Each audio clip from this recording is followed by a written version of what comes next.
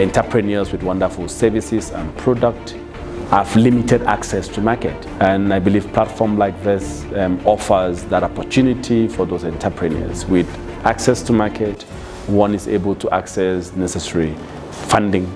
The encouragement I give to people is don't necessarily go and chase the big contracts.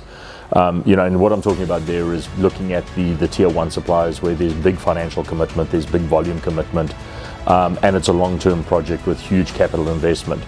The real opportunity for me, I think, in terms of the entrepreneurs is to look at being a supplier to a supplier and really providing goods and services to those organizations that feed the mechanism that we operate. The spotlight on entrepreneurs is quite apt at the moment to actually really look at solutions of how they can grow their businesses, how they can get more market access, how they can actually grow and help us grow our economies.